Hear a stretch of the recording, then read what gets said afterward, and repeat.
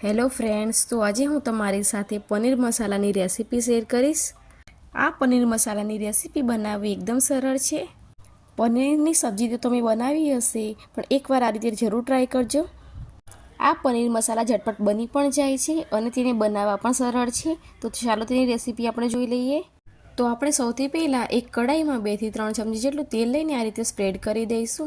હવે તેમાં 200 ગ્રામ જેટલા મેં પનીરના પીસને કટ કરીને રાખ્યા હતા તેને આ રીતે આપણે ઉમેરી દઈશું અને બંને બાજુથી ગોલ્ડન બ્રાઉન થાય તે રીતે તેને ફ્રાય કરી લઈશું।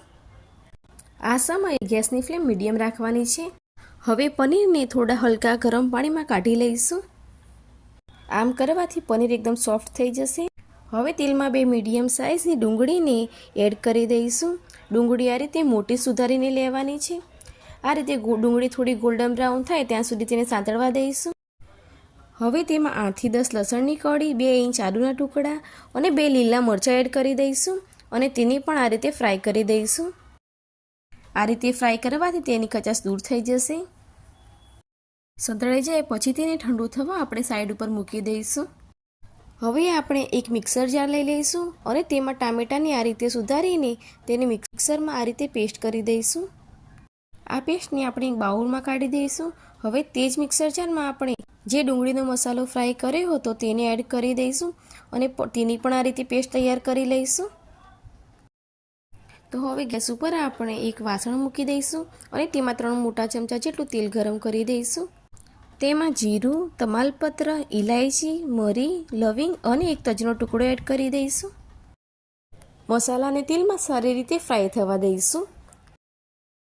મસાલા બરાબર ફ્રાય થઈ જાય પછી તેમાં અડધી ચમચી હળદર અને 1 ચમચી લાલ કાશ્મીરી મરચું એડ કરી દઈશું।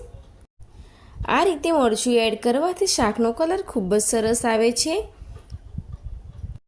હવે તેમાં આપણે જે ટામેટાની પેસ્ટ તૈયાર કરી હતી તેને પણ એડ કરી દઈશું અને ફરીથી તેને મિક્સ કરી દઈશું। હવે તેમાં ટામેટાની કચાશ દૂર કરવા માટે તેમાં સ્વાદ મુજબ મીઠું એડ કરી દઈશું અને ફરીથી તેને હલાવી દઈશું। હવે આપણે જે ડુંગળીની પેસ્ટ તૈયાર કરી હતી તેને પણ એડ કરી દઈશું અને મિક્સ કરી દઈશું। તો ચમચાની મદદથી આપણે તેને મિક્સ કરી દઈશું। હજી પણ આપણા મસાલામાં પાણી છે તો તેને ઢાંકીને આપણે 5 મિનિટ સુધી ઢાંકણ ઢાંકીને થવા દઈશું। ઢાંકણ ખોલ્યા પછી તેમાં મસાલા એડ કરી દઈશું। તો તેમાં 1 ચમચી ધાણા પાવડર, અડધી ચમચી જીરું પાવડર અને 1 ચમચી લાલ કાશ્મીરી મરચું પાવડર એડ કરીને બરાબર આ રીતે મિક્સ કરી દઈશું। મસાલા મિક્સ થઈ જાય પછી તેમાં 3 મોટી ચમચી જેટલું દહીં એડ કરી દઈશું। દહીં એડ કર્યા પછી આપણે તેને ફટાફટ આ રીતે મિક્સ કરી દઈશું જેથી દહીં ફાટે નહીં। દહીં એડ કરવાથી શાકમાં એકદમ ક્રીમી ટેક્સચર આવે છે। તમે જોઈ શકો છો કે શાકમાં દહીં એકદમ મિક્સ થઈ ગયું છે। હવે તેમાં 1 ટેબલ સ્પૂન જેટલી મલાઈ એડ કરી દઈશું। મલાઈ એડ કરવાથી દહીંની ખટાશને બેલેન્સ થશે। મલાઈ દહીંની ખટાશને બેલેન્સ કરે છે। તો તેમાં ઢાંકણ ઢાંકીને જ્યાં સુધી તેલ છૂટું પડે ત્યાં સુધી થવા દઈશું। ઢાંકણ ખોલ્યા પછી તેમાં કસૂરી મેથીને આ રીતે હાથ વડે મસળીને એડ કરી દઈશું। કસૂરી મેથીથી તેનો ફ્લેવર ખૂબ જ સરસ આવે છે। હવે તેમાં અડધી ચમચી ગરમ મસાલો એડ કરી દઈશું અને મિક્સ કરી દઈશું। હવે તેમાં અડધો કપ પાણી એડ કરી દઈશું। મેં જે પનીર ફ્રાય કરીને પાણીમાં નાખ્યા હતા તે જ પાણી એડ કરીશું। તેને બરાબર મિક્સ કરીને 5 થી 7 મિનિટ સુધી તેને થવા દઈશું। 5 મિનિટ પછી તમે જોઈ શકો છો કે આપણું તેલ ઉપર આવી ગયું છે અને શાકનો કલર પણ ખૂબ જ સરસ આવ્યો છે। હવે તેમાં ઉપરથી કોથમીર આ રીતે એડ કરી દઈશું। હવે આપણા શાકની ગ્રેવી બરાબર થઈ ગઈ છે તો તેમાં આપણે પનીર એડ કરી દઈશું। હવે પનીરને ચમચાની મદદથી હલાવીને ગ્રેવી સાથે બરાબર મિક્સ કરી દઈશું। તમે જોઈ શકો છો કે શાકનો કલર ખૂબ જ સરસ આવ્યો છે।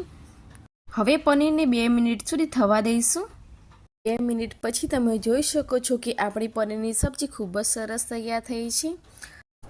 તો આ પનીર મસાલાની સબ્જીને તમે રોટલી કે નાન સાથે સર્વ કરી શકો છો।